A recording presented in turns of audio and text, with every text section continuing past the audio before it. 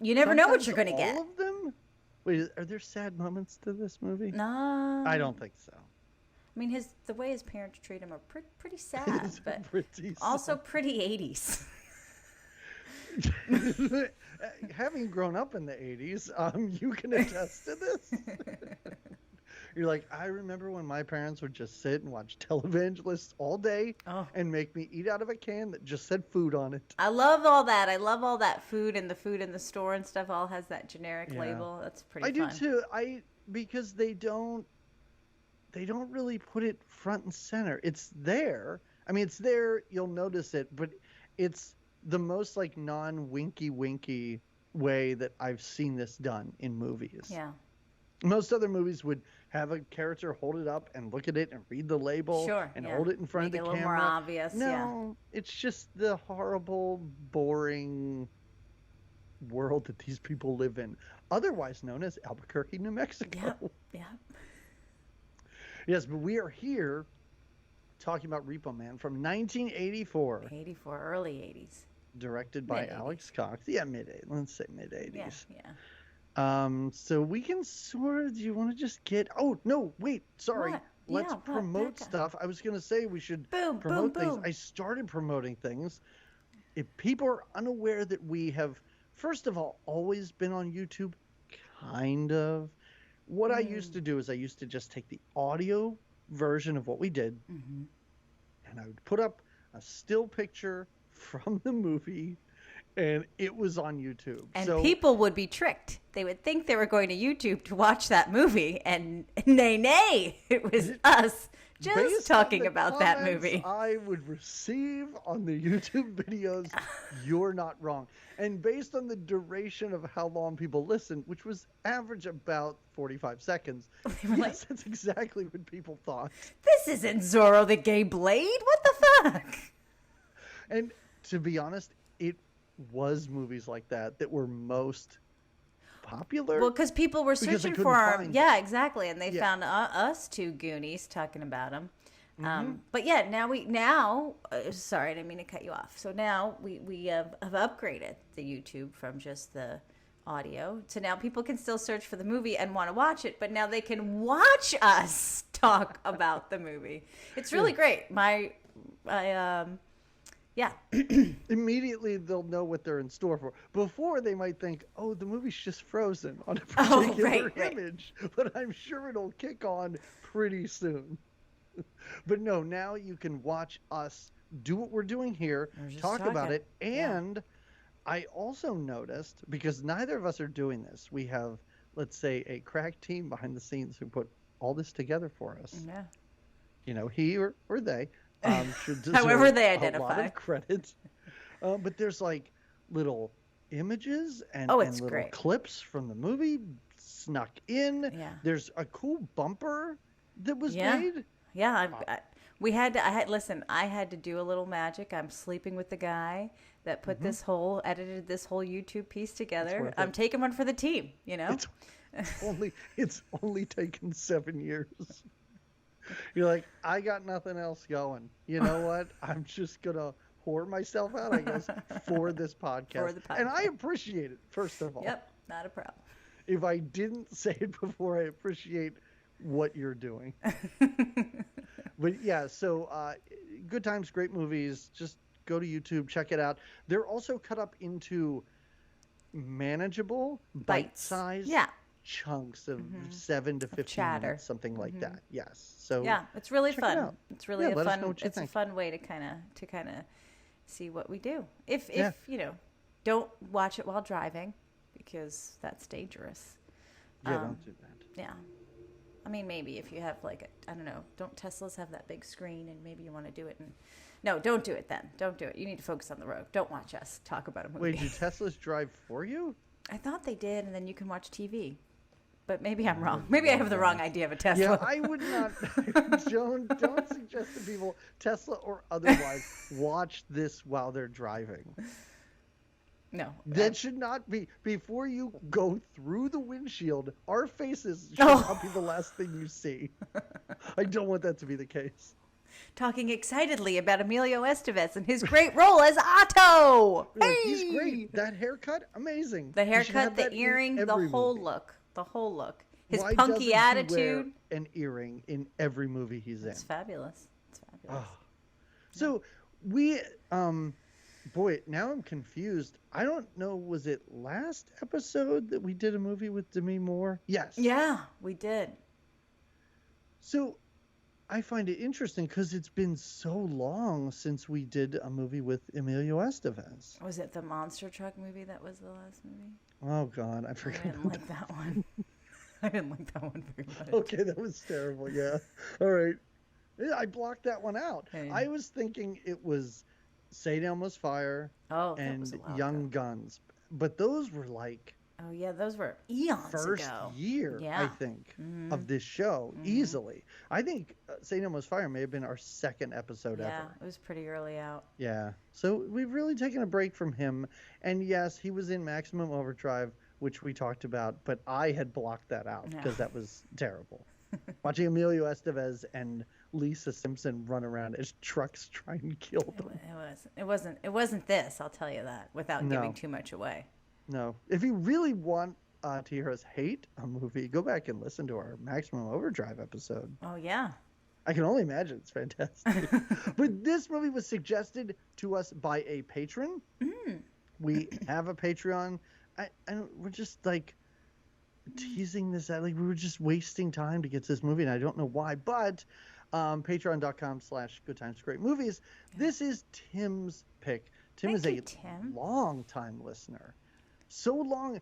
I think I remember sending Tim, and Tim can let me know if I'm wrong, and I feel bad if I am. I think I sent him a David Bowie Labyrinth patch. Oh, nice. So we're talking about our Labyrinth episodes. That's like 2015. He's been listening since then. Well, welcome, Tim. We're glad. Yeah. I'm really glad that. And was this his first ever recommendation? This was his first ever recommendation. It was well done. Well done, Tim. He was like, when are y'all going to cover Repo Man? I'm just going to go on and request it. He's like, great. I have to give them money to talk about Repo Man because I guess they're never going to talk about And it's going to take Man. them 30 minutes in before they even say more than just the title. No, we've said more. And we will continue to say more. DP is prepared to walk us through this. Again, I don't want to give too much away, but I can't help it. This really wonderfully strange little gem of a film. Delightfully strange, yes. I don't want to give away too much either, but I was reminded, and I was almost saving this for the end. Just put it out there now. Do you remember another movie that you may have forgotten about? Do you remember Liquid Sky? Yes, yes. This had very Liquid Sky vibes, but like... But I was a little more grounded. Yeah. Yes. Yeah. It's more mainstream and more digestible to me. It's the Harry Stanton in it that helps a lot.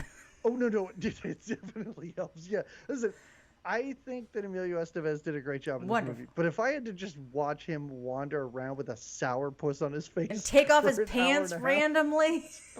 All the time. Who is just taking his pants off at work, at somebody else's work? Just take your pants off. When that woman's like, my job's not like yours, and he's standing there in underwear, and the other lady comes in and is like, hey, we got a meeting in a few minutes. What does she say? She doesn't say meeting. She calls it something weird. When we talk about it, it's in my notes. Oh, I thought she said meeting. Okay. I think she called it something else. Well, I don't know if it's in my notes. I don't want to page through right now. Okay. But yeah, no, Harry Dean, he's wonderful. He's excellent in this, and he's one of those actors that just was, I think, born and probably looked about 60 when he was born, and then when he died he looked about 80. Yeah That was it. Yeah. So let's get into this. We already talked about, we super think it's fun, but let's get into why. Okay. So I think it's best to just talk about one plot point that goes through the whole movie at first, so we don't have to keep going, and then we're back to this guy who's driving a car around. Like, I know we'll have to touch on that from time to time, but one thing that happens at the start of this movie is that we meet a character. We already mentioned him, I think just for patrons though, who is driving around with what I thought were sunglasses with one lens knocked out. Right. You thought he had an eye patch on. It doesn't matter.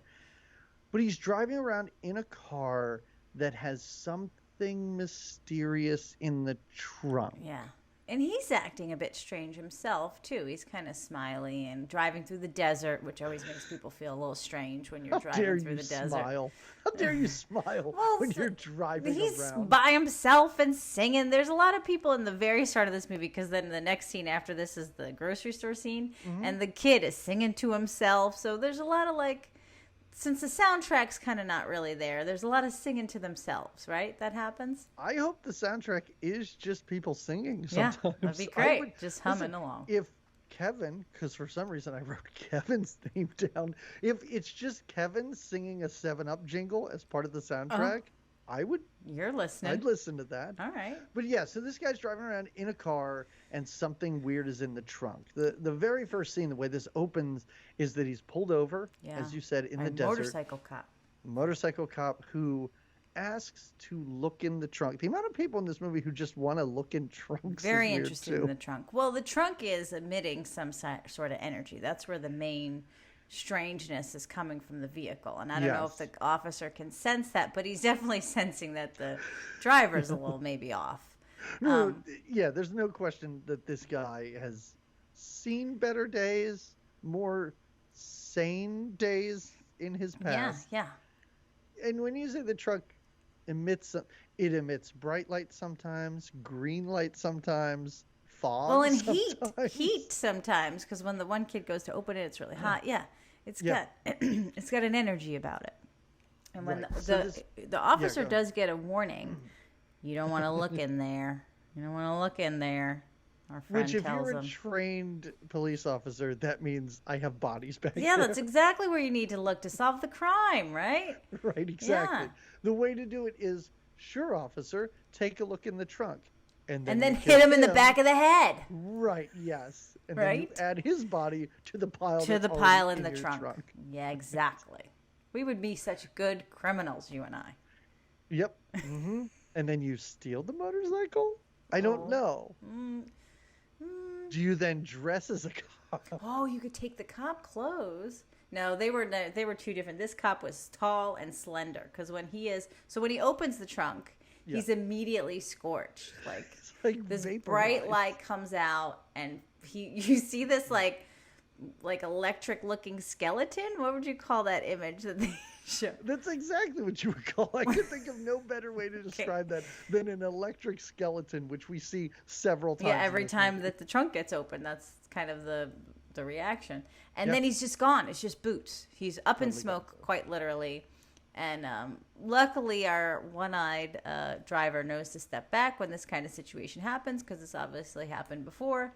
And off he goes. But something strange is happening here. Do you want to go into now the research part of this? Did you say you wanted to stay on this one plot line, or can we? The research part? Well, when then there's the couple of scenes later, the investigators are all out in the desert, kind of. Yeah. So right. So every time we see this guy in the car and something happens trunk related, we then do see guys in like hazmat suits and stuff, and he's also being tailed kind of by agents. Yeah, it was a little confusing. And these agents are very weird, because again, when they're investigating what had happened here, this officer up in smoke, somebody says like, well, what do you think it was? And the lady with the metal hand investigator goes, natural causes, people just sometimes spontaneously combust. It happens. That's what happened to my hand. That's why I have a metal hand. Are we not going to talk about my metal hand? Clearly, she's just been in the job a while. Maybe she touched the radiation. We don't know. But that's our first character we meet. That's what we're kind of getting into is, okay. It's something that comes into play later, but it's just kind of what's happening in the background, like around the other plot line, which is just a meandering, like, teenage, like a lost teenage plot line. I don't know how to describe it. Searching teenager, I guess. He's searching for himself. Yeah. And you said earlier, people are weird, and you said, thank God Harry Dean is here, which I don't know if you said it, but that should be a bumper sticker. because he's the most grounded character in this movie. Like, even though he's kind of crazy, he is living in reality, where a lot of these other characters, the way they're acting, the things they're saying, just seem very, very strange. I don't know that Harry Dean is totally in reality. They're all in some sort of shifty, but he, I agree, is the most grounded one. Right. Yeah. I think he's, when we meet, anyway, let's meet some people. Because now let's go to a supermarket. Yes. Because as I said earlier, Kevin, I don't know why I'm obsessed with Kevin. Kevin's his friend? I didn't even know Kevin. Kevin's a big, lanky goof who's his friend. Yes. Yeah. So he and Kevin, and by he, it's Otto Emilio Estevez. Yeah. They work at a grocery store. Yeah. And are approached by their boss. Very aggressively. The boss has the security guy with him. You mean Snoop? This guy looks just like Snoop Dogg until he takes his hat off later. But just facially, I was like, is this Snoop? Is this dad young or Snoop? Something? It's not. But... No. But no, his boss is kind of wanting, just as doesn't appreciate his work ethic and him necessarily. He's kind of a punk kid. But again, the approach is very aggressive. It's not, can I talk to you in my office? I'm going to write you up. It's like he approaches with a security guard kind of angrily. Which is like, you're a slacker. Yes. You don't do anything. You're a loser. I hate you. To which, I don't know how long this relationship's been going on, but Otto turns around and he's like, fuck you. Yeah. I'm out of here. Drops Pushes the his F-bomb. friend into a pile of cans. To which then the boss is like, well, you're fired too, Kevin. Yeah. He gets them both fired by acting a little angry. Otto's got a very fresh mouth throughout all of this. Sure. And this is our seeing how he's a teen. He's a wayward teen of the 80s. Then we find out he's not just a wayward teen. He's a punk teen, because the next scene is the punk party, right? Where I was at Kevin's house. This is at Kevin's house, yeah, right? That reveal's amazing when he's like, yeah, that's my parents' room, man. No one's supposed to be in here. Yeah, it's a punk party. Yeah. So one of his friends just got out of jail. Juvie, yeah. Yeah, this got a juvie, right? Because these are all kids in this movie. And yeah, it's a very, like, the punk stuff is very cliched punk, which I find very fun. Like, it's almost comical how they're dressed and things like that. And I understand there were people at the time that dressed like this, but I think it's very extreme. Like, it's sometimes laughable the way that these people are dressed and their hairstyles and things like that. Totally fun, though. No, it's super fun. Yeah. And we see a character who I kind of, Debbie. Debbie. Yeah, it's Debbie, and Duke is his friend that got out of juvie. Right. Because we see him later. So his friend comes out of juvie. They're reunited. That's exciting. And it's not just that we see him at the party. He's kind of throughout. Debbie, his girl. What were we going to say about Debbie? I just have a question, because maybe I'm getting characters confused. Okay. Debbie, his girlfriend, then during this party, like, he leaves to get her a beer, which I think is really fun, and then he goes back and she's in bed with Duke very quickly. And as he's putting on his shoes, she's like, he's such a baby. They're not nice to him. I don't know. His friends, loose terms for friends, right? In Otto's world, because this is supposed to be a buddy of his growing up, but there's obviously some tension there. Because I love it. She asked to see him though first. They're excited. He's out. Yeah, they're slamming punk bodies against each other. Slamming in the alley. Yeah, that's how you do it. But yeah, he's laying in bed with his girl, and when she asks him to get him a beer, he goes in his underwear downstairs in the middle of the party and gets her the beer. And then, like I said, she comes up, he comes back up, and she's already, literally, they're both just naked in the bed. And they're like, he doesn't feel bad. Duke's like, well, whatever. But now this starts the whole kind of downfall, or the search, I guess we could say. So Debbie, okay.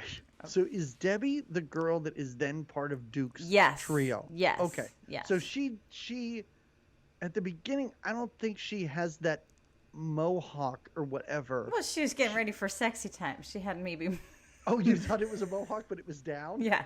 Okay, all right, that's fine. Okay, all right. It's really great, and we find, like, here's the thing. This movie, plot-wise, kind of thin. Like, not that it's thin. There's a lot happening here. I don't think the plot, and you might disagree, is the strong part of this movie. Like, this movie just, to me, has more of a feel and an overall aesthetic that I really, it's like really the enjoy. trunk. It's just pulling you in. Yeah, like I don't really think anything that's happening is all that interesting. I just think the movie itself is interesting. It looks interesting. It feels interesting. I agree. I love it. Yeah. But if you're looking for sort of what this movie's about, I think it's just about how Otto is lost and he's looking for something and he doesn't fit in at home. He doesn't fit in with his friends. And then he kind of fits in with his job, but it turns out, no, it's not really the job that he's interested in. Like, he's just trying to find himself. So if you're looking for, I don't know, a deeper meaning to this movie, maybe that's it. Maybe that's as deep as it is. Yeah. I like it. Because I'll love sign up how with that. after this, after his girlfriend basically leaves him for his friend and he's been fired, it's just him like sitting around, I think on train tracks, drinking beer and yelling the names of popular television Why? shows. Gilligan's Island. The Flintstones. Just it's shouting. Really great. Yeah. It's just like all this consumer nonsense, like that's with the labels and everything like that, and pop culture, like all of this stuff is a farce and is worthless and isn't worth paying attention to and is totally meaningless. And I think it's just really fun. Like I said, they're so subtle about some of it. Well, with that they weren't, but I enjoyed it very much. I did too. I also like how this movie probably could have taken place at night, and a lot of it does, but boy, they don't mind shooting during the day. Oh no. Like that scorching sun, like this movie feels hot and grimy, it's deserty, and uncomfortable. Yeah. So I guess he's been walking all night, all night. It's the next day, and Harry Dean pulls up in a car, and I love this story. I was like, hey, kid, this is a great little. Yeah. Do you want to make some money? I have to take my wife to the hospital, but her car's here. So could you move her car? And he's even like, well, wait, where's your wife? He's like, don't worry about that. Don't worry about that. She's having twins. It's twins. Yeah. I'll give you $10, $15. They decide on 20. Well, he decides on 20, and then Harry Dean's like, I'll give you 25, which I think is really nice. Like, there's no way he's going to turn this down now. Right. So he's basically tricks him into stealing a car. Now, they are stealing, because they are repo men, right? It is revealed, yes. So, this was well, let's get there, Sure. So, he takes the car. Yeah, he drives the car. They take it too. He realizes this isn't his wife's car because an old man comes out and like tries to strangle him, and he drags this old man down the street for a bit, and then he's just having a great time. He's like, "Oh my god, I just stole a car." Well, you must get that rush, right? Oh like my god, a rush about And then he pulls up into this like repo junkyard, I guess, of sorts. Let's call it the lot. The lot. That's better because these cars aren't junked; they're repoed. Yeah, the impound. Love it. That's great vocabulary. Sure. I don't know if that's accurate. Sounds right. I'm going to call it. Sounds very right. So he shows up, and there's this little office full of characters. Yeah. Where's the police officer guy? I don't know. There's one lady. We find out, especially more toward the end, she's got a lot of sass in the group. She's super cool at the end of this. Yeah. Like, at the end of this movie, I'm like, this is like Pam Grier suddenly just she's like she's badass, right? Yeah. But it's a motley crew of characters. Yeah, for the longest time we just see her sitting behind a desk. I had no idea she had this in her. Yeah, but she does. Yeah, and I'm sure I'm gonna skip characters or miss them. There's one kind of like overweight white guy who I guess runs the place. Yeah, because he gets the call from the Rodriguez brothers lawyer. Yeah, he looks sloppy and has a, just like a dirty t-shirt on. And then, like you said, there's a police officer? Yeah. Maybe? Question mark. Security I have no guard, idea. maybe? There's Miller, my favorite character, Miller. He's not actually in the office. We don't see him till later. They don't let him in that place. They're like, you can stay outside. You're in charge of burning contents of vehicles. Yeah. And if you could stay under this overpass, just that's near the best place for you, fire. my Miller friend. Yeah. But it is, even though you like the characters kind of mesh together, we do get to know them a little bit because he goes into Repo Man training. Yeah, and he's only really training with two guys. Like, I love the reveal that he's not always with Harry Dean. Yeah, I think that's that great. Was fun. Yeah. But he's with Harry Dean and what's that other guy's name? I don't know. Fish or his name's not Fish. Trip. Hold on. Okay. I'm sure I have it. I didn't write his down. Light. Light? Light's the black guy who has the gun. His name is Light? Light. L-I-T-E. Like okay. light beer. Like it's a light. Okay. Not like light bulb. Yeah, no, like light, like not heavy. Nope, that's the same light. L-I-T-E. No, light, like not heavy. All right. That's enough about that. I think we can move. Clearly, by not responding, I don't know how you spell it. Well, when he first arrives and meets this crew, Otto is not a fan of being a repo man. He's like, no. I think he literally says, I ain't going to be no repo man. No way. I think it's literally what he says. He pours his beer out. They give him a beer, and he pours his beer on the floor once he figures out. He says, hold on. You guys are repo men. But so in saying that, are they stealing these people's cars? These people already owe money. Right. So they're taking their cars, stealing them? I should have done some sort of research on what repo men actually do. But from here's what I'm gonna just tell you what I think happens, and then listeners who are way more intelligent than I am will tell me. Remember, we're talking to a mediocre man here, people. Right? Yes. No. This is stuff I've collected from movies and TV shows. That's it. So I think that people are making payments on these vehicles, and it's always vehicles, but they just default in their payments and they don't make the payments. Correct. And then, companies can call you all day long and be like, hey, this is blah, blah, blah from the Ford dealership. You're not paying your bills, but they can't come get it. Right. So then they have this, it's called the mediators. I don't know if that's the right word either. But these repo men who go and they get the car. This is where your PowerPoint would be really good. Oh my God, I should have made a PowerPoint. And they hold the car for the people to make the payments then on the car. Right. So if the people don't make the payments, then I'm assuming the car goes back to whoever.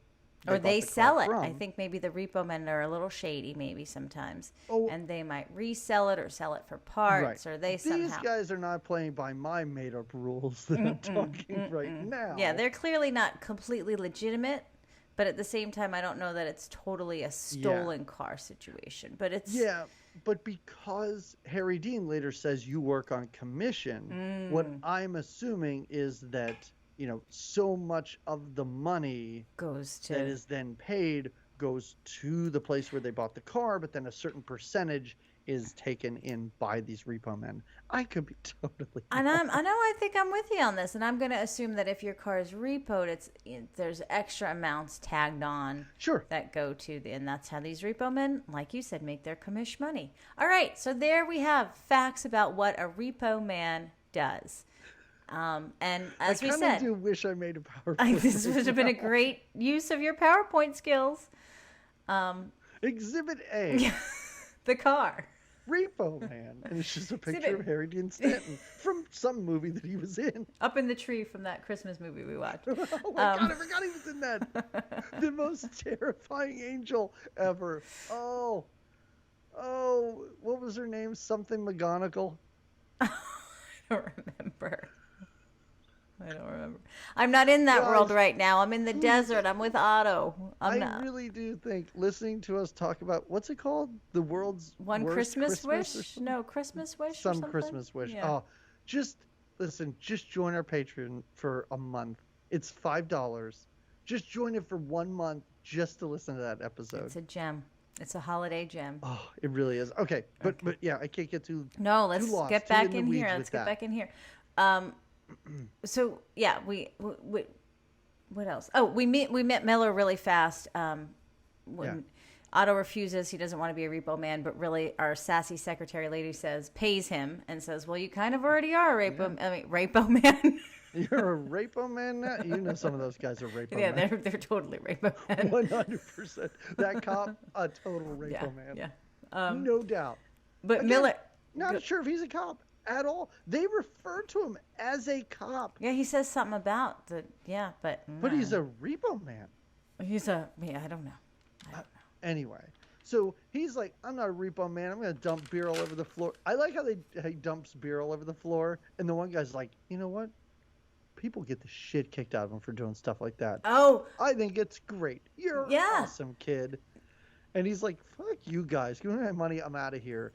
So he goes home to his parents. Oh, yeah. I think it's worth talking about these two who are sitting on the couch watching a televangelist, not really listening to him or No, they never make eye contact with him. No, not at all. No. So he comes in. It's like, anything for dinner? No, there's nothing for dinner. No. But there's a big can of food. And it's labeled food. Mm-hmm. Yep. And I do like how his mom says, you should heat that up. You'll enjoy it more. And his response is, I couldn't enjoy this anymore. And he asks them, he says, remember when you said that if I finish school, you'll give me $1,000 to go to Europe? I really want to do that. I really want to finish school. Do you think you could give me the money in advance? It's a nice offer. He's looking for some cash. Earlier, he was still looking through the classifieds with his friend, his dopey friend. Remember, they were in the rain and he wears that weird rain hat? His name's Kevin. Kevin. Sorry, Kevin, the one name you remember. It's the only character I know. But he's hard up on money. He can't find a job. They look through the classifieds. He's asking the dad about this $1,000 money loan. And the dad, again, not even looking at him. No. Mom is smoking a reefer. I don't know if you noticed that. She's having a great time. Yeah, she's just... But they confess that they gave all their... He's like, I don't have the money anymore. I don't have the $1,000. They gave it all... They're buying Bibles for, like, families in Portugal or something like that. Like, they've given it away to the church, basically, or to the televangelist. They don't have his money. So, I don't know how far $1,000 was going to get him, but it was going to be a good start since he doesn't have a job. So... Jamie, I did so much money conversion for Johnny Dangerously. I didn't do any here. But 84 $1,000? And for a kid who's, what would you say? He's supposed to be 16, 17, something like that? No, I think he's 18 because he lies about being 21. But then it says it comes up too on one of their computers. You can't lie about being 21 until you turn 18. No, because... No, I'm just thinking he clearly didn't finish school, so I don't know.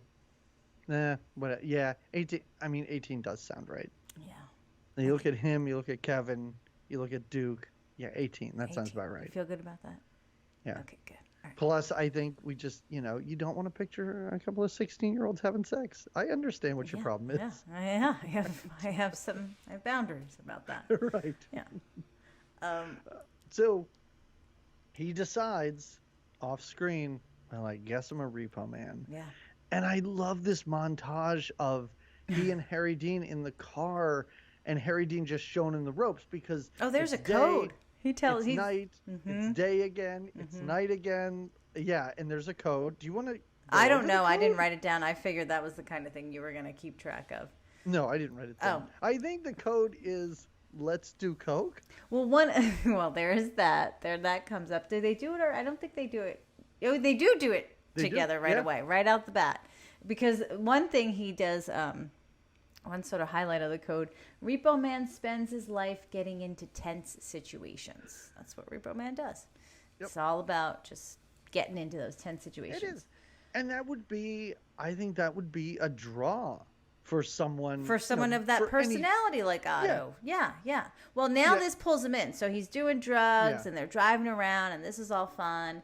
And then this, like, what would you call this car puddle race thing that happens with the Rodriguez brothers? I don't know. And the Rodriguez brothers are a confusing lot. Yeah, because don't they help the Helping Hands, by the way, is the name of the repo company. But yeah, so that Harry Dean works for. Yeah. So they do. There are these Rodriguez brothers who I guess they're like his white whale. I guess he's always trying to get their car or something. Yeah. They're just a menace to him. So much so that they like deliberately challenge him to races and they do this weird race and run into puddles, and this excites Otto. He's like, that was intense. And Otto, besides the drugs and the just driving around and the quirky personalities Harry's starting to hang out with, this I think is what hooks him. And after this little rub and race and time is over, they go and they get a drink. And that's such a great scene, especially because Harry Dean says, let's go get a drink. And then they have white cans that just say drink on it. Yeah. And this is where they go in and they buy their drink. Yeah. And as they leave, we see the guy behind the counter, like masked hoods just pop up. He was being robbed the whole time. Yeah. And it's his friend Duke. Yeah. And what was her name? What did I say her name was? Debbie. Debbie, and then some other goofy guy. Yeah, some other goofball. We will totally get into that guy later on. So they're on a crime spree, this group. Yeah, he's having a great time. And this is where we do cut to he and Light together. So he's just kind of going on ride-alongs. Who does he go with? Is this Light that gives him Light gives him the rat. Gives him a rat. This is something that is a trick, I guess, that he likes to use. But I think that Otto's approach with this trick wasn't the greatest. Do you agree? It's not good.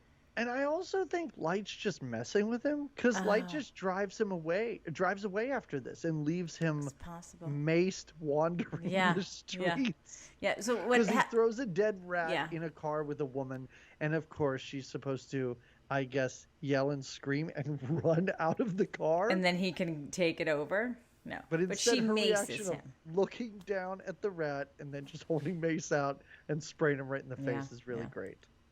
Yeah. But now he's back with Harry, right?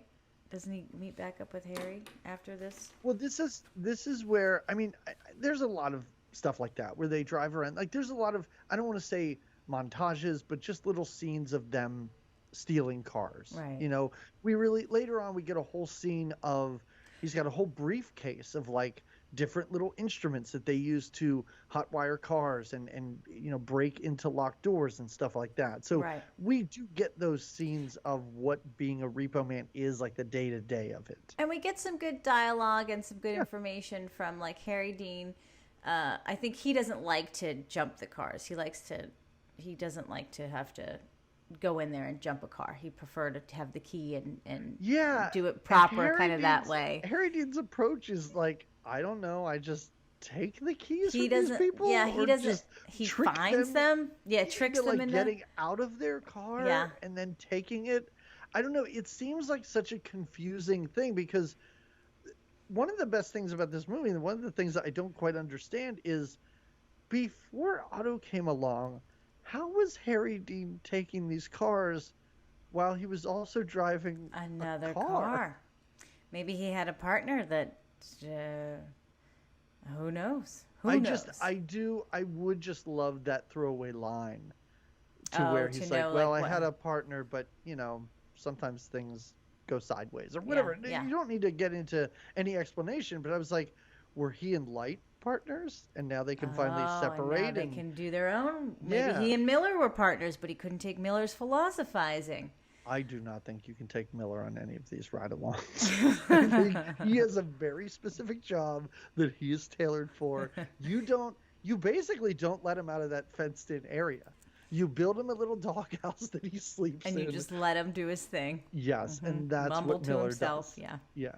So in all this shenanigans, in all these montages and stuff, Emilio sees a lady running down the street. Well, this is after Emilio, because he's getting all the montages are showing us how he's learning from these repo men. and he gets from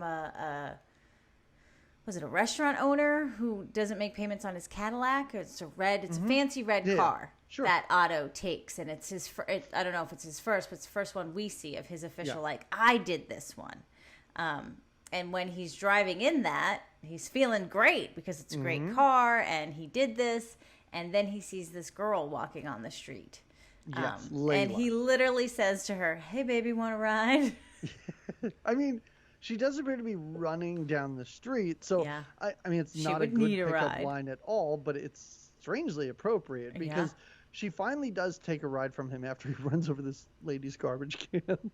Oh, well, as he's talking to her, he's not watching what he's doing, so he veers and slams into her garbage cans, which she's very angry about, and we even see her later, and she's like, "You're the guy that hit my garbage cans." But I like how he's like, "Well, if you didn't leave him in the middle of the street," and she's like, "This isn't the This is the curb. This is the curb." Yeah, it's great. But finally, Layla gets in the car, and she says that she's being followed by like government agents. And she is. She's not wrong. No, right? Because she has a picture of dead aliens. It looks like a picture of an elbow when she shows it to him. Right. Exactly. It's like a black and white picture, and we get to see it. Like, he looks at it, we get to look at it, and I'm like, I don't know. And she said, she claims it's a picture of dead aliens. I wish I was more familiar with this movie, because when I got ultrasound pictures of my children, I wish I was like, this looks like the picture of the aliens in Repo Man. Wait, what's going on here? It would be a great thing to say with that doctor. Whatever.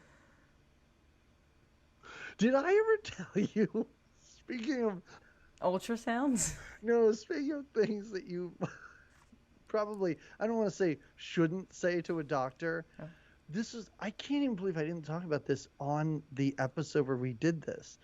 I was once at the doctor, and he was giving me, this is a while ago, he was giving me Novocaine, Were you at the dentist? Needle and they put it. Yeah, it was the dentist. Sorry, doctor. Oh my God. Yeah, he's a tooth doctor. Yeah, he was giving me Novocaine, and he said, "You might feel a little pain." To which I said, "Pain don't hurt." And he said, "Roadhouse," and I went, "Yep." That's awesome. Yeah. That's all. That was a fun little sidebar story. I love it. Story. Little nugget right there for you. Okay. Yeah.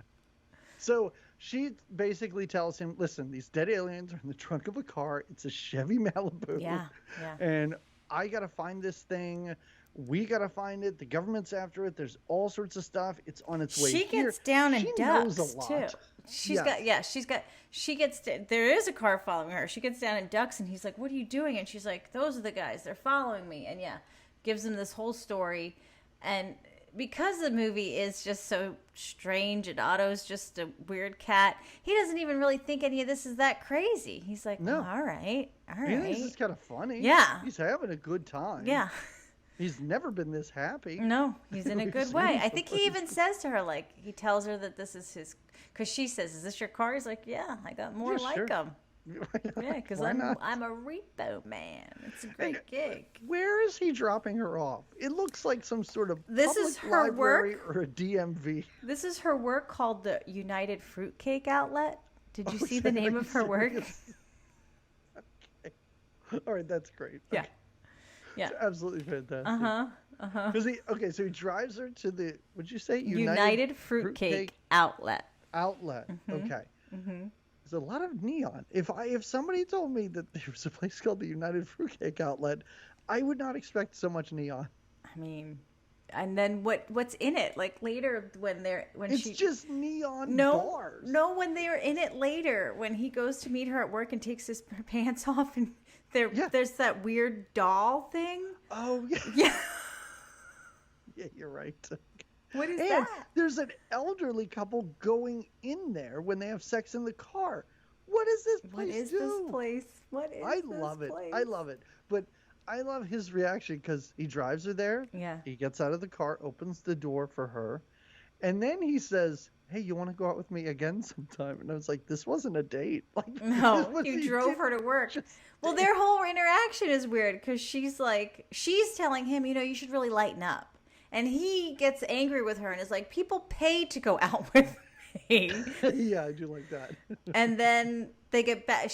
They get back in the car, and she's like, "You want to go in the back seat?" They have, they have some relations. We're meant to think. And we see like sped up, like the footage for the only time in this movie is sped up for no reason. It's super fun. Now, after we've established that he's met this girl. And now he's back at work, and he's just reading the paper in the office because, when a repo man's not repoing cars, he's just reading papers, right? It is very cute that he, has a desk now. Yeah, he's moving on up. Little desk lamp, and he's wearing his little tie because that is brought up how Harry Dean says, you should probably dress like a cop. If people think you're a cop, they think you're packing, they don't mess with you as much. We do find out that Light is packing. Right. Yeah, because that's another thing that Harry Dean doesn't believe in. He doesn't pack because it's, right?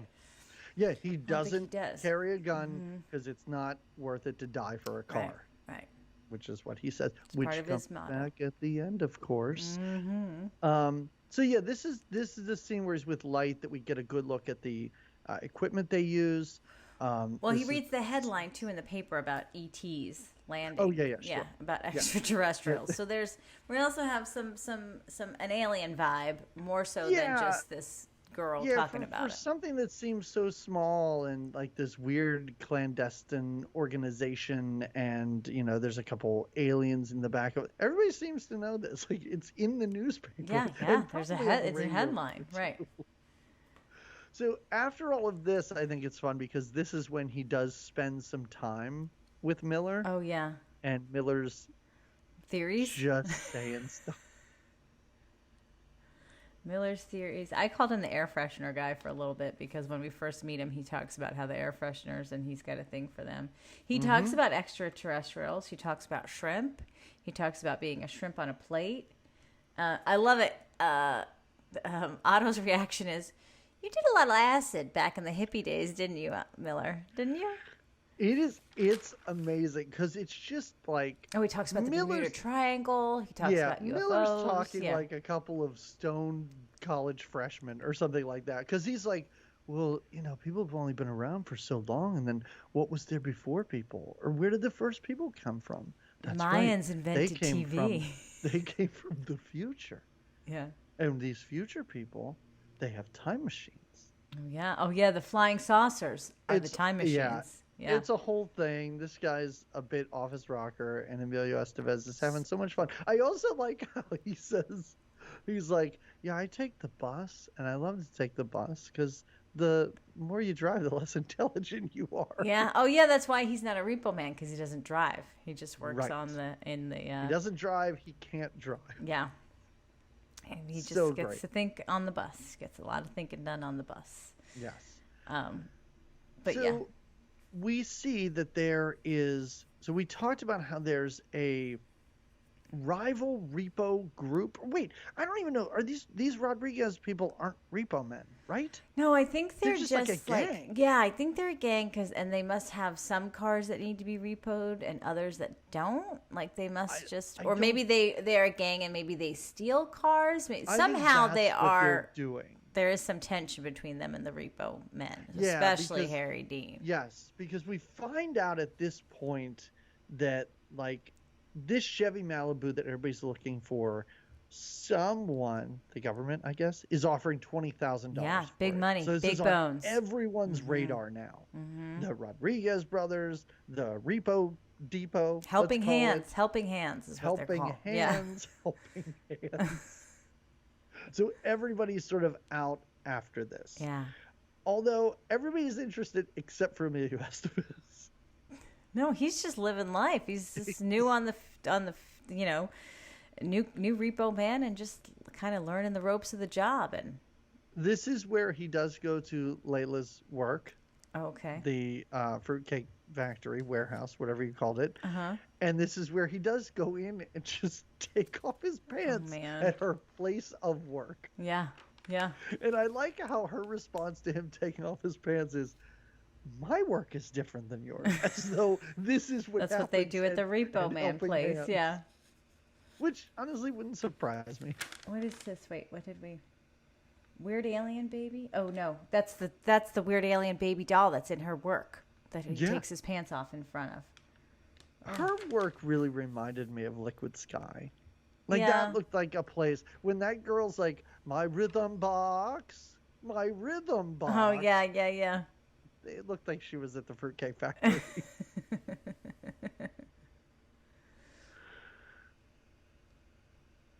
Oh, sorry, you're. Oh, I thought you were.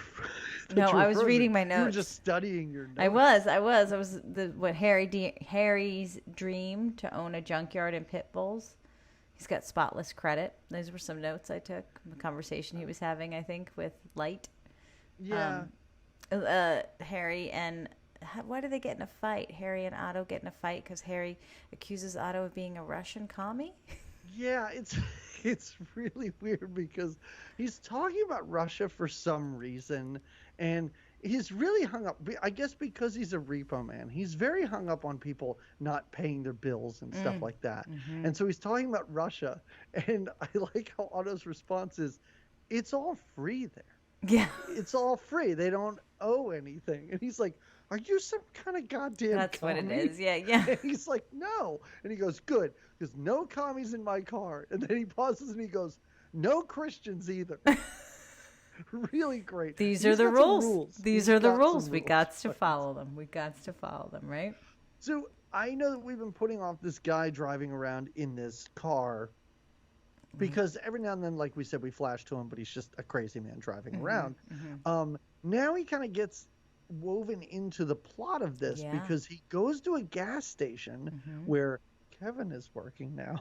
Yeah, Kevin got a new job. Mm-hmm. And I love how Kevin is working at a gas station, and I don't think this is a thing because Kevin pulls up and is like, "Do you want your windows washed? I'll get you some gas. Also, do you want me to check the trunk? I can clean your trunk. I can clean your trunk out." What? How is that part of the service here? Yeah, he's just ready. He's got his little dust buster, and he's ready to, And he's about to, I'm going to say die. Yeah. To which I was like, "No, Kevin. No, favorite character, Kevin. Clearly. I hope you don't die." But he's interrupted by the Rodriguez brothers who come show in. up. Yeah. And they're just not there to get gas. No. They notice that this is the car they're looking for. The Chevy Malibu that everyone's been talking about. Yes. Yep. One of them hops out, takes it, steals it, and now the old guy with one half of sunglasses is very distressed by this. Yeah, well, this is not good news on his behalf. And these guys take it, and as they're driving, it's very warm in that car. They're having a hard time, the Rodriguez brothers, just driving because of how hot it is. So they stop. They stop at a payphone. They pull over at a payphone and maybe a little convenience store to get in. Because I like how after the car's stolen, they just sip their drink and watch it go. But they stop to make a call. I think they call Helping Hands and say, "We got the car." I am very confused. Like, are they working for them? Are they working together on this now? No, they're not. No. What's her name? What is her name? Now I can't think of her. The secretary? Yeah, the secretary. I don't know. Marlene. I said I knew Marlene. Yeah, Marlene is her name. So I think Marlene is secretly part of their gang. But she's also working at the repo. Okay, so because they call, she's also working they call and talk to her, right? Yes, because we see her with them a lot. Yeah. And I don't want to say I was confused because I'm like, well, wait, isn't she that same character? But then I was like, well, maybe they're just two actresses that look the same. Uh-huh. But no, I think she's probably. Harry Dean should be mad at her because I'm sure she's given them all the information. Yeah. Yes. Mm-hmm. Yeah. So they call her and they're like, "Hey, we got it," and then, well.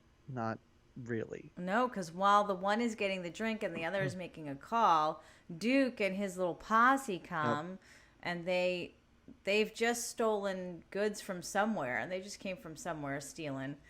Yeah. And they take the car and they go away. And the Rodriguez brothers, like I said, they have their drinks now, and they just sip their drinks out of their straw, and they watch them. And they're like, almost like in disbelief, like, can't believe it really is we just like lost this car. We lost this one. It was a good run. Mm-hmm. We lucked out, seeing it at the gas station. So you know what? Easy come, easy go, I guess. Yeah. But the work continues for Otto. Yeah. He still has God. more cars to repo. Is this when he's taking a car from an old lady? From the lady from 227? Yes. Yes. Or trying to. And this comes back to bite him in the butt, doesn't it? Mm-hmm. Because I think a band shows up at her house. Yes. Well, it's her son, but musical instruments. Yes. Yeah, it's her son and the rest of his band. Because the whole gag of this is that Otto's sweet talking this old lady like, listen, if it were up to me, I'd let you keep the car. Right. But it's not up to me. Yeah. I can't. I want you to have it so badly. Right. And then these big dudes come in and surround him. And he's like, oh, I gotta go.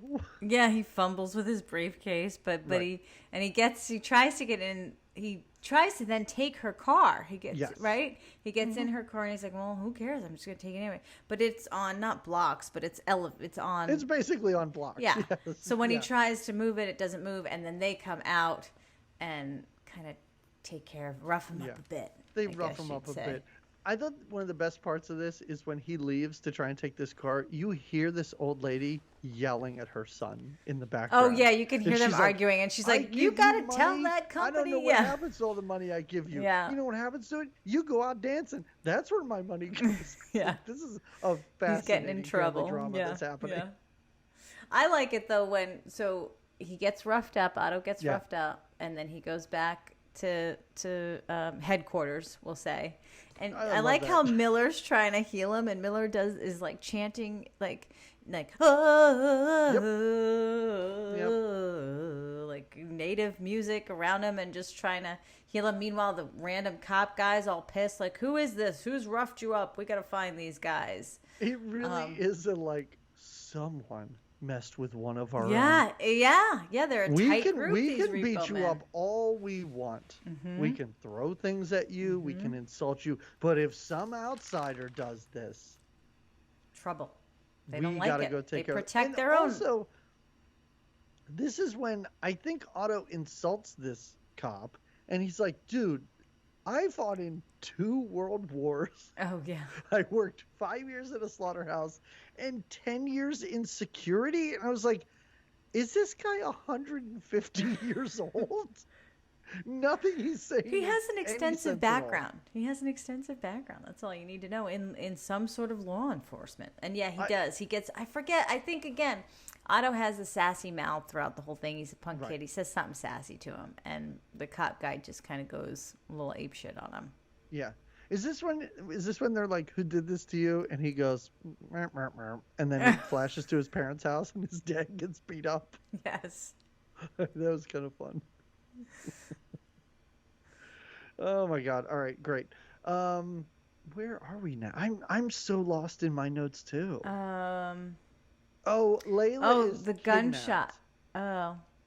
Oh, yeah. The dangerous one that he goes on with Light. He's with Light, and there's some gunshots. Like there's a little firefight and stuff like that. And he freaks out. Otto freaks out a little bit about that because he goes to take a car with Light, and shots are rung, and Otto's like, "We got to get out of here." But that's when he sees that Light packs, has his own gun. There's a bit of a shootout. Otto freaks out, but Light's the best because he's like, get in the car. No, get in that car that we're supposed to repo, and we're going. We're doing the job. And they do. You start a job, you finish it. That's part of the code, I guess. Yeah. Light does reveal that he's just shooting blanks, which kind of doesn't come to anything. Like, I was waiting for some part in this movie for, someone to try and use the gun to do something, and it's just blanks. But I guess it's just to show he's not a bad guy. He's not actually trying to kill people. No, he just wants it to make himself look, Exactly. You were going to say when she gets kidnapped or she makes the call from a payphone. Yeah, Layla calls the guy with the guy with the glasses. I'm so confused. This is a little confusing. Yeah. They're calling from payphones on the opposite side of the street, which is fun. And his voice is all jarbled, and she tells him, like, I can't. Are you on a scrambler? I can't totally understand you. And he's like, oh, you can't understand me because I'm on a scrambler. And then continues talking into the scrambler. Yeah. To which these agents smash they run into his phone booth. He dives out of the way to survive for a little while longer. And they throw her in the van or in the car, and they kidnap her. And now she's theirs. Layla is. This is a weird scene because it's the repo guys hanging out again. Oh, yeah, the John Wayne scene. Where he says John Wayne's gay. Yeah. Who says this? Is this Miller's? I think Miller says John Wayne was a fag. Yeah. Yeah. Oh, yeah, because I think it's Miller, because he says he went to his house once and he was dressed up like a woman. Right. He's like, he had me install two-way mirrors in his house, and he showed up at the door in a dress. And I love the reaction of the cop who's like, what? Plenty of straight men like to watch their friends fuck. It's so great. And they're all are like, yeah, John Wayne is not, all of them are like, John Wayne is not a fag. You can't say very that. Upset you do not say that about John Wayne. The guys heart John Wayne is what I wrote in my notes. Yes. And yeah, they so yeah, then Layla calls the office looking for Otto. Yeah. Right. Layla calls looking for Otto. And Layla's like, I don't know, maybe at some bar, and he shows up. This is the weirdest band at this bar. Yes. It's really great. This band's called the Circle Jerks. They're an actual band. They're an actual punk band. Yeah. And I do like it because he sits there and he listens to them for a while, and Otto goes, I used to like these guys. Yeah. I thought that was kind of fun because they are really terrible. Yeah. But he sits down to talk to Layla and her friend, her new friend, who has a robot hand. Yeah. I don't know what to do with this because their conversation, they don't even start their conversation because then Duke and the gang come in and sit down and like bother him. Yeah, they get kind of rude with him, and they make fun of him for being a repo man. Yep. And although he introduces them to Layla. He's like, "This is Layla and her weird friend." Friend. And the one guy's like, "Oh my God, it's a robot hand.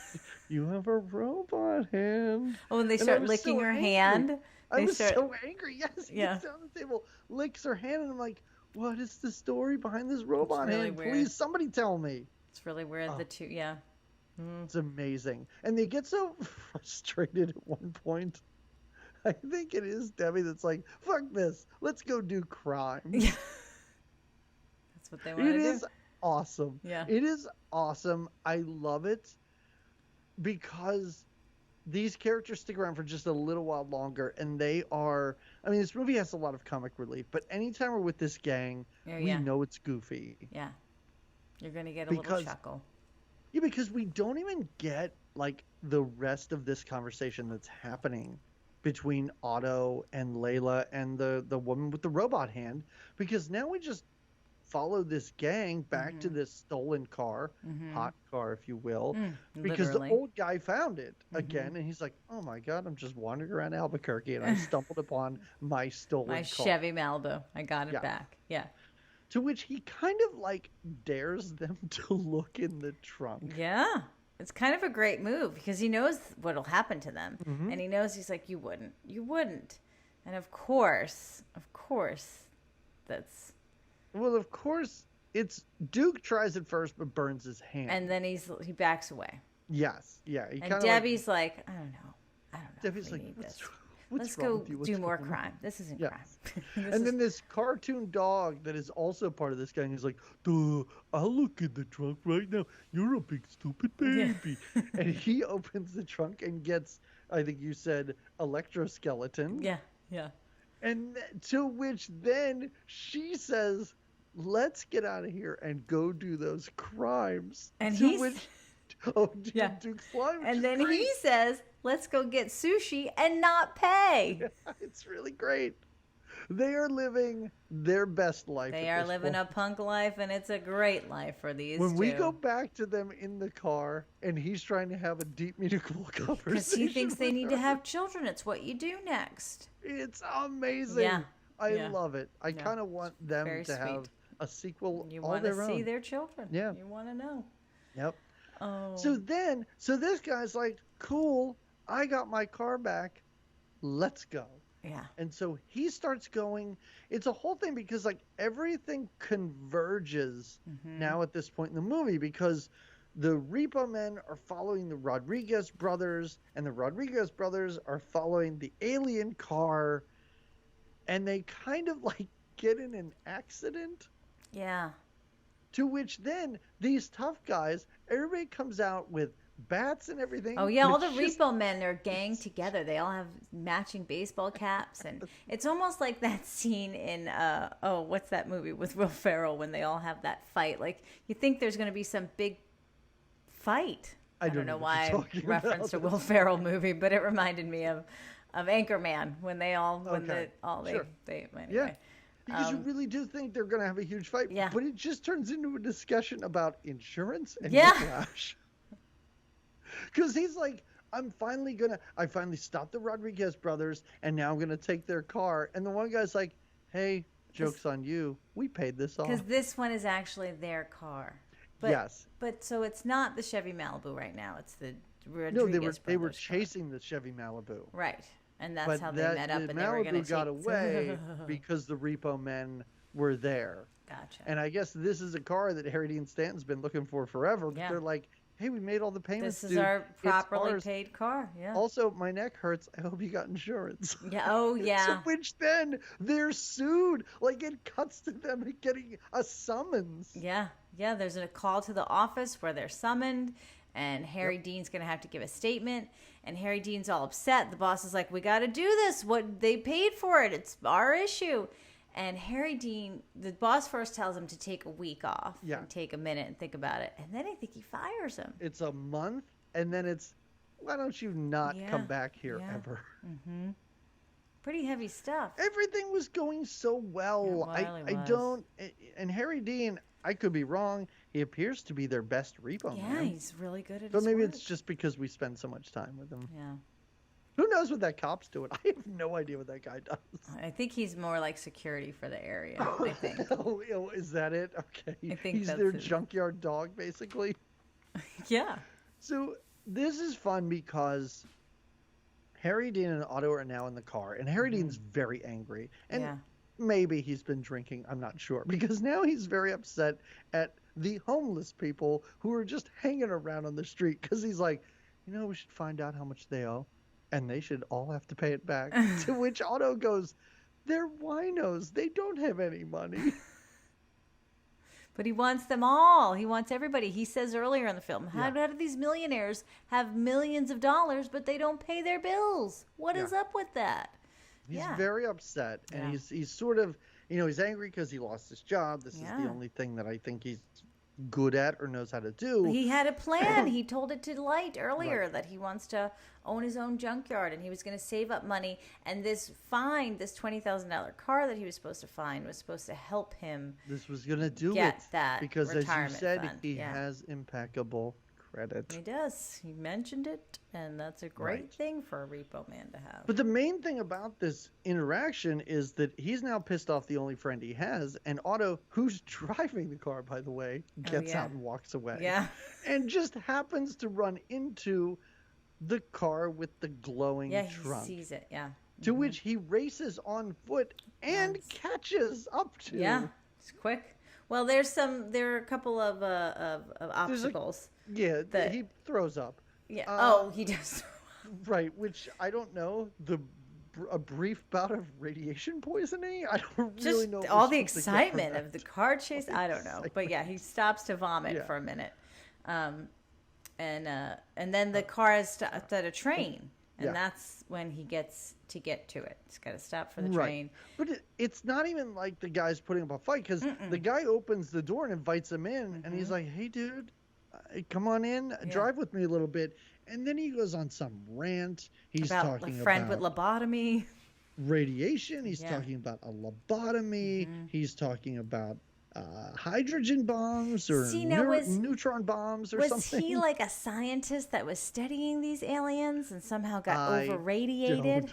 No. And now he's like, he maybe was a little more intelligent, a little more lucid, but he's been... This is information that I don't need, but it might have helped. Okay.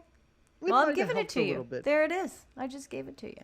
Because well, thank you. You were filling in the backstory. Because now I feel like this movie, when everything finally comes together, I feel like the movie is more unhinged and flimsy than it's been up to this point. Because we keep switching from government agents in back rooms on TV monitors. Yeah. He's being tortured. Oh, Like, yeah, there's that's a lot weird that thing happens. when he's tortured. Yeah. But before all of that, he's trying to take this car because he knows the car. He's like, this is worth $20,000. Yeah. And he tries to convince this guy, like, hey, maybe you want to take a break from driving. Instead, I think this guy just dies. He does. He puts him on a little The guy chair. does not look well, and he says, you don't look well. Right. And he But just, basically his nose dumps him bleeds, and then he's just done. Yep. Yeah. He dumps him and he drives off to the impound lot. He's very pleased with himself. He's He the locks hero. up the car. He brought it. Yeah. They get to go and celebrate. They take him out to a bar where all the other guys' wives are all over him. Yes. These giant-haired women Yeah. are all over him. Yeah. And the one guy's like, I think our wives are really into Otto. Yeah. Well. And he says, all right, whatever. That's Yeah. totally fine, I guess. Meanwhile, we do see that someone breaks into the lot. Yes. And Yes. now the car is stolen once again. Yes. But let's go to Duke and Debbie. Oh. And this let's is- close the book on these characters. Okay. This Kind ending of. on Duke is a little is really fun. It is fun. But yeah, they start out having the conversation about getting serious, having a family, and I think Right. Daisy's just, or Daisy Duke. Daisy Dukes. That's what you're thinking of. Debbie's like, let's just go do the crime. Let's not worry about making families. We got some crime to do. He's so genuine and sincere. Like, baby, I think it's time to settle down. Yeah. I want She's not you to have having my it. babies, I think is what he says. And he says, like, it just seems to be what people do. just I what feel like people we do. should do it. Yeah. But now they go into they rob go this into place. the store to rob Yeah. it, and Harry Dean and our friend Otto are already in there. Right. Yes. And also Snoop Dogg's there too. Oh, Haven't seen him for a while. that's right. That's right. But he's dressed up in his security gear, and suddenly everyone has a gun. I Yeah. think everyone except for Otto. has Otto a does gun. not. Yeah. And it's a whole lot of like Reservoir Dogs. Like people are pointing. Yeah, guns there's some at major. multiple Yeah, there's some people. shooting that happens. Harry Dean, I thought only was like clipped in the ear, but right, wasn't Yeah. he? Yeah. Yeah, he's just shot in the ear. Or maybe yeah, So I don't. He's fine, I guess. he's okay. But our poor friend Duke Oh, gets Duke gets shot twice. once by the cashier, right? No, he gets shot first by Snoop. He guns down Snoop, and Snoop, with his dying moments, shoots Duke in the chest, and then the cashier blasts him from behind. But To Duke's- which then I think Debbie guns down the cashier. yeah. So basically, Duke. But I love it. Duke's dying, and he's laying there, and even though he's been shot twice in the chest, and he should probably realistically just be dead. He's got a little his whole monologue chest he blew gives out. of his body.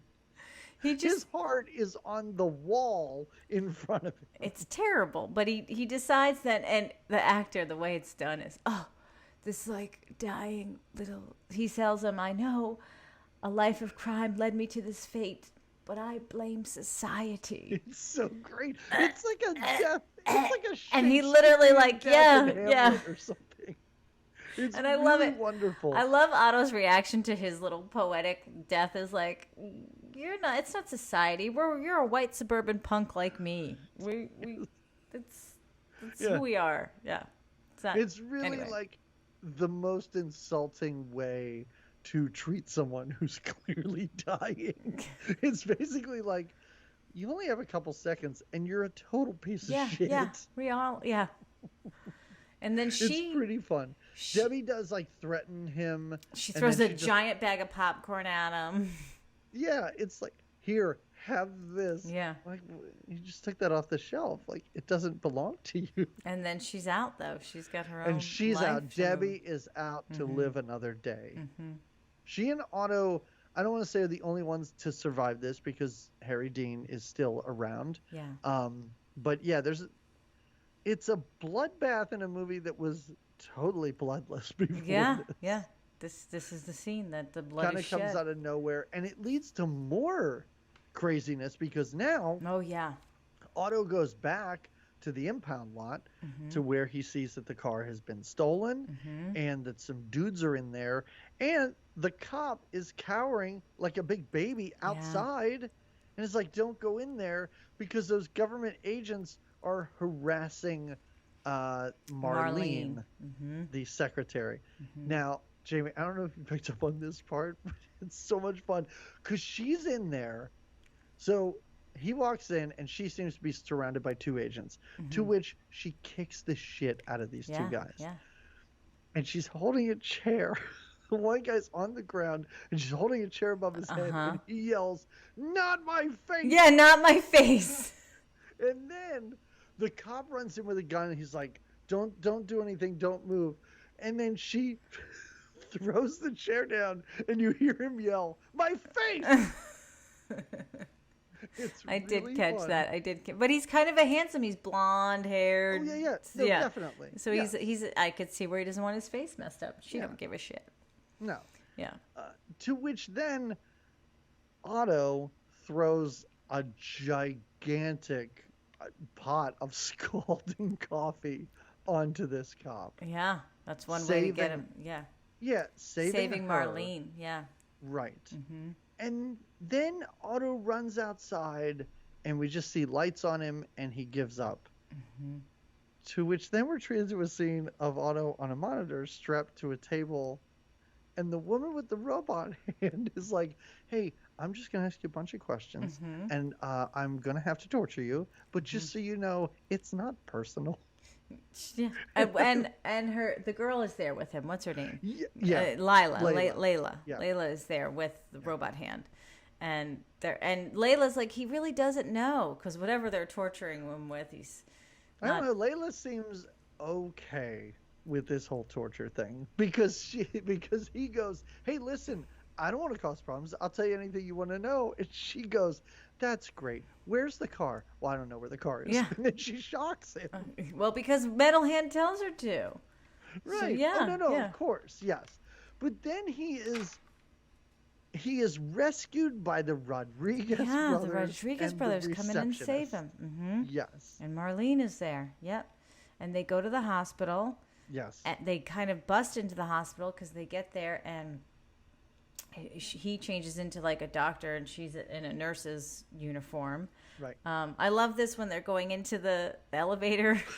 There's that girl with crutches. Did you catch her? Yes. Hustle into the elevator, and one of the Rodriguez brothers is like, "You could take the stairs," and like, she does. She of like hobbles order. over to the stairs. Yes, I do like how they disguise themselves as a nurse and a doctor. Oh, it's and so then silly.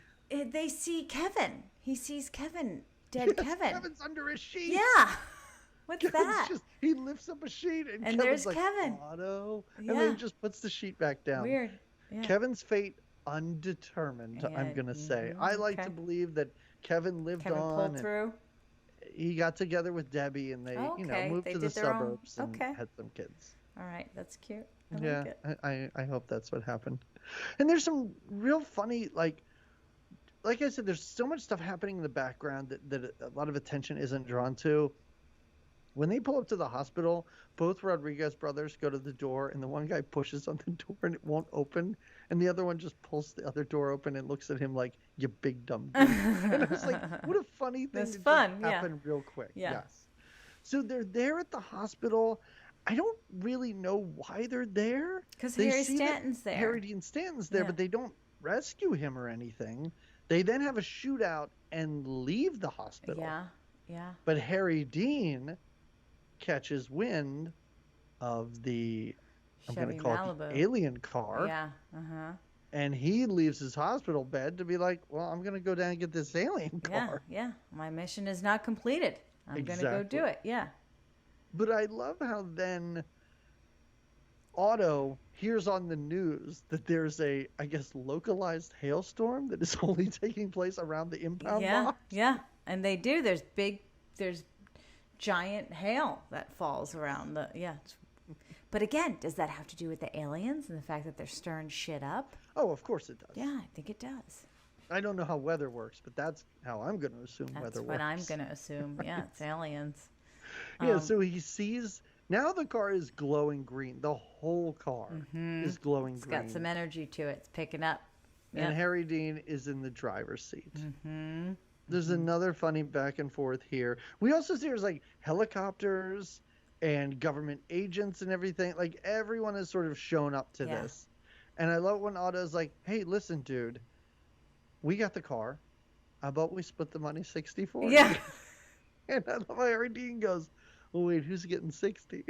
And Emilio Estevez is like, well, I mean, I'm the one that found it, I technically. found it. Yeah. So I thought, he pulls out a gun and he goes, you would get 60. Yeah, that's how it's going to work. Really fun, really great. And for some reason, I guess he coaxes Harry Dean out of the car, to which immediately the guy in the helicopter just fills Harry Dean Stanton with, I don't know, 20 bullets? Yeah. It's crazy. Yeah, it's crazy. And then at this point, everyone shows up. Even Miller is there. Even Miller. Layla's there. The government agents are there. These guys in hazmat suits can't get near the car. One guy, I think, burst into flames. Oh, yeah. He totally does. Like, the car's just sparking, electrocuting people. Yeah. And one guy, I think, touches the car, and he just goes up in a ball of fire. Yeah. All the repo men are there, like, talking to the government agents. I like how the owner of the repo place walks up, and he's like, you guys want some beers? Because he just has a bunch of six-pack. And suddenly, Miller, the most unlikely of characters, just totally gets in the car. Yeah, Miller is called to it almost. Yeah, it's like the energy of the car is calling to Miller, and Miller kind of zombie walks his way over to the car and goes right in. Yeah, no harm done. He kind of invites Otto. He's like, "Hey, Otto, listen." He kind of like lures him in, like, "You come follow me," and Otto's like, "All right, I guess this is what we're doing." And he totally does it. They get in this car. It's awesome. The car is super glowy now. Like the end of Grease, they fly away in this car. It's great. They float above the city. We get a little aerial view. We get his view of like taking a hot air balloon ride or something. The rear projection is really funny on this. Yeah. It's really fun. It's really fun. They float off into a light, actually. Right? Who knows where they go at the They're end? aliens. They're going into outer space. They like zip. It's like super zip away. The end. Yeah. Of Repo Man. So freaking good. Oh, priest with a Bible. Is there a priest with a Bible? I think when you said everybody was there, he's one of the other people there. Oh, okay. Yeah. Wait, the guy from TV? The guy from TV was talking about the car. he was there. That's how Harry Dean at the hospital was like, oh, that guy on TV is talking about how the car's at this hospital, I guess. It's really great. Yeah, so that's how it ends. I think, you and I both said from the outset that we enjoyed it. Yeah. Is there anything that you want to anything else you want to say about it? I think it was fun. I'd never seen it before. It was never any, and I think when I thought Repo Man, this movie would have never, the plot line or the story behind this movie, I would have never thinking, I've heard of Repo Man, but I didn't know I was in for this. Yeah. It was like you said, it was like a strange delight. Yeah. It was fun. It wasn't, I liked how very indie it felt for the 80s. Yeah, I liked it. I enjoyed it. Yeah. Yeah, this is I'm glad I got to see it. It's probably the third time I've seen this. Okay. I saw it once when I was pretty young, and I did not understand it. Like, I didn't know. It didn't make sense. Well, I think What? Yeah. Oh, go ahead. No, I was going to say, I don't even know if I watched the whole thing. I probably gave up at some point. I watched it a few years ago, and I appreciated it. And like you said, it felt small. It felt indie. It felt like they're just doing whatever they want. Like, for some reason, I got a couple actors that have a name, and we're just going to do a weird movie and see where it goes. And it was totally weird. I feel like it was one of those movies too. We've talked about this recently on the podcast, that when we podcast for a movie, we're taking these notes and we want to know how we're going to convey what the movie is. But there's so much. If you really listen to the things that Miller was saying and the conversations that were had, there's a lot of little underlying messages there. For instance, pay your bills on time. And wow, Jamie, really just being the man, and I don't appreciate it. Guys, if you don't want to pay your bills, don't pay your bills. Who cares? What's going to happen? Some repo men are going to come take your furniture away? Maybe. I mean, Emilio Estevez looking so punk, so fly. Hey, listen, Emilio Estevez, I'll invite him in my house. Did you feel some Billy the Kid vibes every now and then? I kind of did. I did. No, there were times that I did. I dug it. No, but Repo Man, it was great. Tim, thank you very much, because and you did a great job of walking us through it. There was a lot of little things that happened to him between that you did. It was great. And like I said, I mean, walking us through what? Like, I mean, there's no, the plot doesn't make any sense. It's not like the plot is, and I said this before, the plot isn't why I like this movie. It's murky. It's a murky plot. Yeah. I'm totally fine with a murky plot. A bunch of nonsense that is never explained. Like this whole government agency, I don't know where their electroshock therapy room was, or how the Rodriguez brothers knew where it was. Yeah. The Rodriguez brothers. That doesn't matter. No. Did you know there was a Repo chick that was made in like the 90s or the 2000s? I did not know until I found that bit of information. Yeah, out. I saw that on the IMDb. I was like, what? It looks terrible. It looks so terrible. Doesn't look good. So because I didn't see it, I'm not going to recommend it. Okay, good. I had a different recommendation, but I'm going to recommend something else, and I guarantee you I recommended this before, but I need as many people to see this as possible. All right, you're excited. And it wasn't until I really, really started thinking about the robot hand that I had to recommend this. There's a movie, Jamie, starring Lindsay Lohan that is called I Know Who Killed Me. Okay. I may have recommended this movie on this podcast before. It is a movie that a lot of people hate. A lot of people think is really stupid. Lindsay Lohan plays twins, as I think she does in multiple movies. You're not winning me over so far with this description, buddy. One twin is like a pretty smart girl who is an aspiring writer, something like that. Yeah.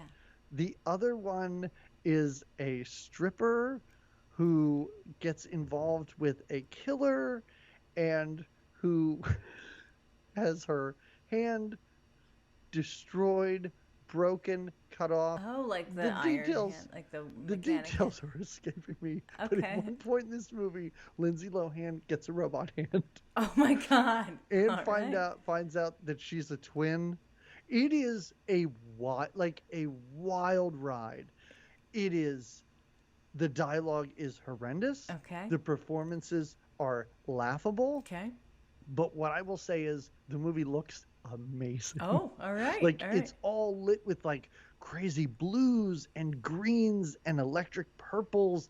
It's an amazing looking movie. Yeah. And I once heard someone say about this movie, if it was in French, it would be a masterpiece. Oh, wow. Like if we didn't understand what they were saying and the cadence it would be really great. So it is a guilty pleasure. It's something that I have put on and have watched multiple times. Excellent. Okay. And I laugh my way through it, but also I can appreciate how great it looks.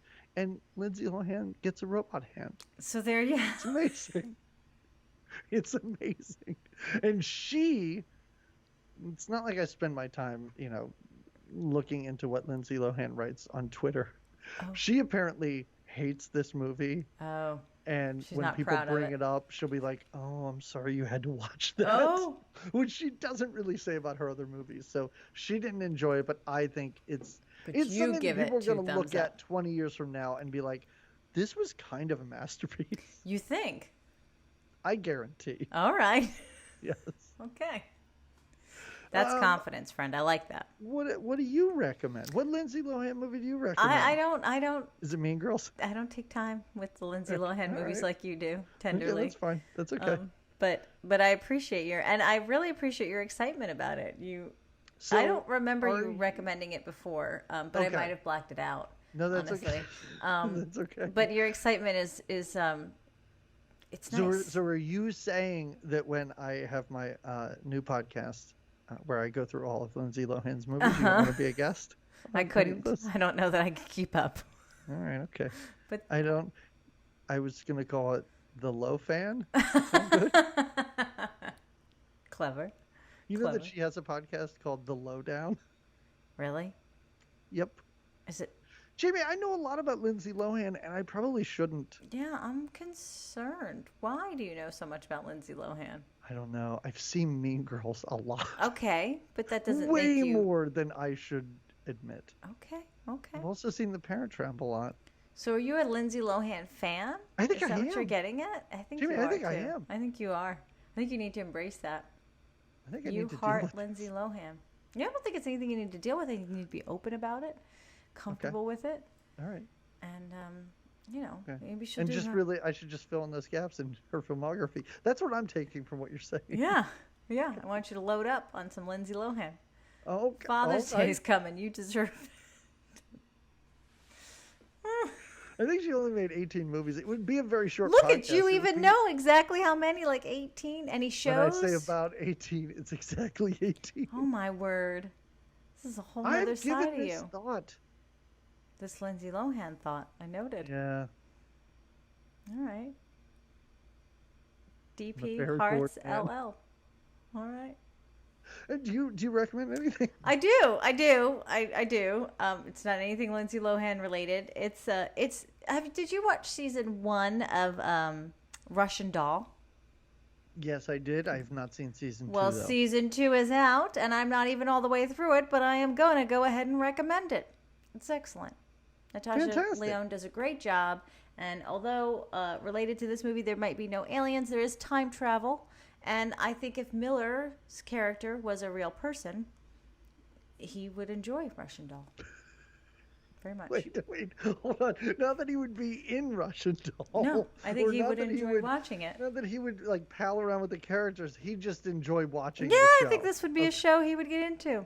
Yeah. All right. Yeah, it's a good show. It's really good. She does a great job in it, and it's really... The second season, I wasn't sure. You never know how it's going to go, especially a movie like that where there was so much that they did. I was surprised they were making a second season. Me too. To me, it felt very contained. It felt like this is a story, and how do we continue to tell this story? Well, and you'll see they turn it, and she's really fun. She's just a joy to watch. Yeah. And so, yeah. No, she's wonderful. It's good. She's really great. That's my recommendation. Was she the one that was in... Slums of Beverly Hills? Long time ago. Correct. Long time ago. Yeah. It's 90s. We can never talk about it. No, it's not. It's not in our repertoire.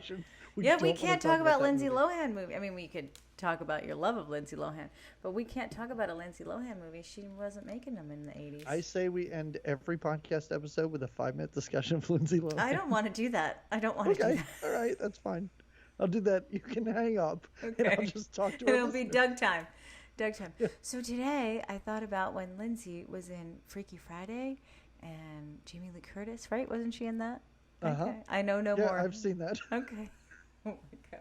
We might have to have an intervention. Jamie Lee Curtis, I have to tell you, great in that movie. I believe it. She's great. Lindsay Lohan, not so much. But I think with those body swap movies, like I always think the younger person has the tougher job because the older person's been young. They know how to act young. Sure. The younger person doesn't quite know how to act like an adult. Maybe Fred Savage knows how to act like Judge Reinhold. I'm not sure. We haven't watched that yet. But it is from the 80s, so we can.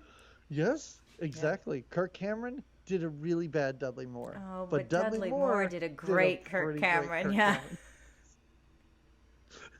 All we missed was him talking about how God made bananas. All right, so let's talk about what we're going to talk about in 2 weeks' time. Yes. I feel like we're doing this a little bit early, but it worked out so perfectly. I love that. I think we need to give Kevin Bacon another chance. All right. We're bringing Kevin Bacon back because she's having a baby. Wasn't having it for us. No. But the reason we're bringing him back is the episode will come out on his birthday. Oh, it's a Kevin Bacon birthday celebration. Yep. Love it. And I figured if we're going to give him another chance, let's go heavy hitter with Kevin Bacon. Let's do it right. And let's talk about Footloose. Oh, we're doing it. Everybody's got to do it. We got to do it. It's Footloose. Footloose. All right. You were doing some lyrics from the song, but then you just started saying other things. Louise, hold it up and IDs. Get back. Okay. Did you say holy hoppin' the D's? Listen, the lyrics are my own, okay? No, that's okay. You had the rhythm down. I did. You know, so we're doing Footloose. That's big for us. That's Footloose, yeah. Wow. Yeah, okay. I made, I don't want to say the entire schedule for our next year, but I did pick a lot of stuff, and I kind of thought, let's do some big ones. Let's do it. Let's bring them in. We avoid big ones, but let's go from Repo Man, which to some people is a big one. Yeah. But not to everyone. And let's go right to Footloose. Let's do this. Let's do it. Everybody got. Okay. The easiest part of the song is everybody cut Footloose, but you say everybody got Footloose, which is great. Probably better than cutting Footloose, because I don't know what that means. Yeah. But sometimes you get Footloose. And you want to dance out that loose foot. Everybody got your loose foot. Okay. All right. I think this has gone on long enough. Wow. How long have we gone? Not too bad for us. I mean, we are getting longer. I think we are not, as time goes on, we are not learning to condense our conversations, but that's okay with me. Mostly listen, okay. Hey, you guys go back through the archives. Some of those first handful of episodes, we had a hard time getting to an hour. We were stumbling Maybe through they were better than these episodes.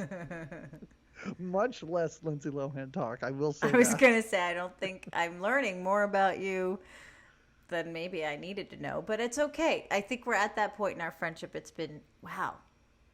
I don't want to put a number on our friendship because it's the year. You mean number. Out of 10? You're like, it's a 2 out of 10. It's not great. Oh, no. But we're still talking to each other. No, but yeah, Lindsay Lohan. You meant a year's number. You don't want to age us? Yeah. I mean, I don't mind aging us. Or you couldn't do the math, because I don't think I can do the math. I don't think I could do the math. That's my problem.